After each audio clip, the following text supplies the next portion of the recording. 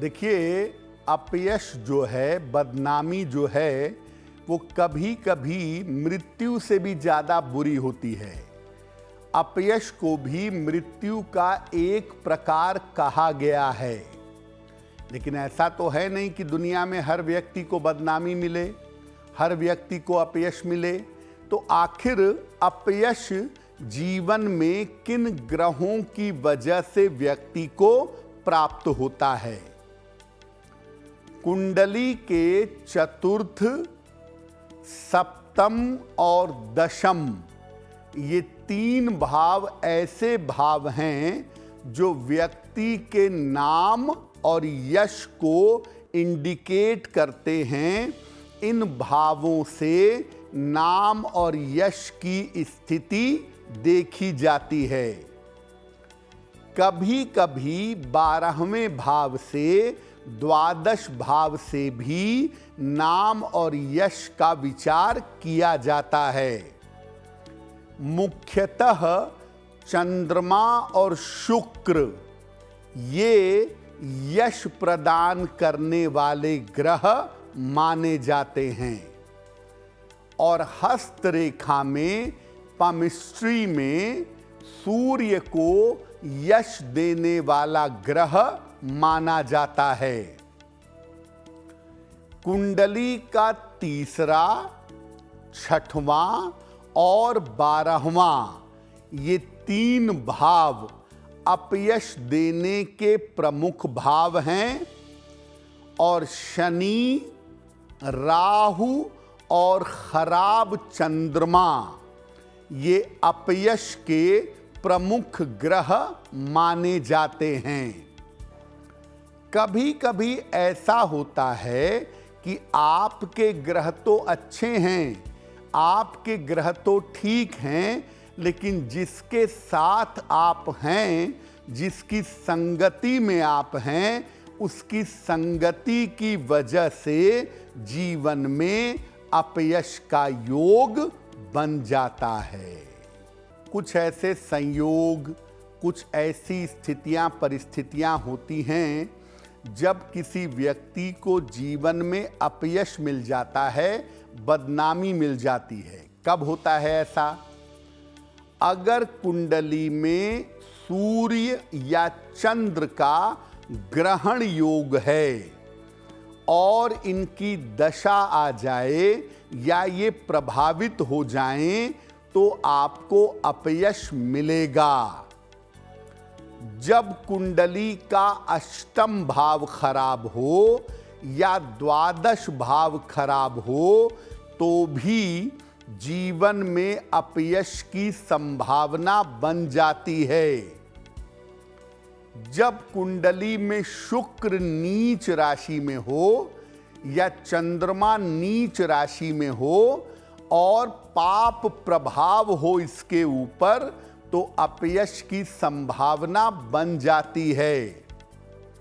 हाथ में अगर सूर्य की रेखा टूटी हुई हो या सूर्य रेखा पर द्वीप हो, आइलैंड हो, तो ऐसी स्थिति में भी व्यक्ति को अपयश मिल जाता है।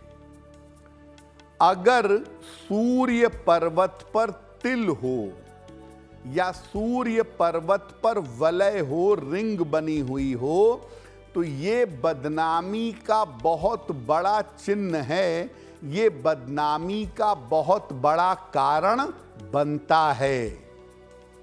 जो लोग अंधेरे घर में रहते हैं, जहां सूर्य का प्रकाश नहीं आता, या जो लोग सूर्य के प्रकाश के कांटेक्ट में नहीं आते, ऐसे लोगों के सूर्य की शुभता कम होने लगती है। और जब सूर्य की शुभता कम होने लगती है, तो जीवन में अपयश मिलने की संभावना बढ़ जाती है। अब ऐसा हो सकता है कि आपकी कुंडली में अपयश के योग हों, तो ऐसा क्या करें जिससे बदनामी से बचें, जिससे अपयश से रक्षा हो? हर मंगलवार को हनुमान जी के मंदिर जा कर के हनुमान जी को सिंदूर अर्पित करें। अगर आप महिला हैं तो आप सिंदूर अर्पित नहीं करेंगी, आप केवल लाल फूल हनुमान जी को हर मंगलवार को चढ़ाइएगा। रोज सवेरे एक बार शिव तांडव स्तोत्र का पाठ करिएगा। आराम से, शांति से, प्रेम से शिव तांडव स्तोत्र का पाठ करिएगा। तांबे का एक सूर्य बनवा लीजिए और इसको लाल धागे में डाल करके रविवार प्रातः अपने गले में धारण करिएगा। महीने में एक अमावस्या आती है। हर अमावस्या को कच्चा चावल, कच्ची दाल, आटा और सब्जियों का किसी निर्धन व्यक्ति को दान करें या केवल आटे का ही दान कर दें तो ठीक रहेगा। सोते समय अपना सर आप हमेशा पूर्व दिशा की तरफ करके सोइएगा। ऐसा करने से भी आपकी अपयश से निश्चित रूप से रक्षा होगी, अपयश से आप बचे रहेंगे। अब मान लिया कि ऐसी स्थिति आ गई कि जीवन में आपको बदनामी मिल रही है, आपको अपयश मिल रहा है, तो इससे कैसे बचेंगे? अगर अपयश मिलना शुरू हो गया है तो कैसे कंट्रोल करें इसको? रोज सुबह सूर्य भगवान को जल अर्पित करिए। सादा जल, जल में कुछ मिलाइएगा नहीं। सूर्य देव को रोज सुबह अर्पित करिए। सुबह और शाम दोनों समय सूर्याष्टक का पाठ करिए। संस्कृत में चाहिए संस्कृत में करिए, हिंदी में चाहिए हिंदी में करिए। सुबह और शाम सूर्याष्टक का पाठ करिए। या सूर्य देव के 21 नाम हैं, ये आपको सोशल साइट्स पर मिल जाएंगे, पुस्तकों में मिल जाएंगे। आप सुबह सूर्य देव के 21 नाम बोलिए। नियमित रूप से गाय को चारा खिलाना शुरू कर दीजिए। रविवार को नमक का और अदरक का सेवन करना बंद कर दीजिए। जैसे ही आप ये उपाय करना शुरू करेंगे, सूर्य की शुभता आपके जीवन में आनी शुरू हो जाएगी। और सूर्य की शुभता अगर आपके जीवन में आने लगेगी तो आप जो बदनामी झेल रहे हैं उस बदनामी से आप मुक्त हो जाएंगे।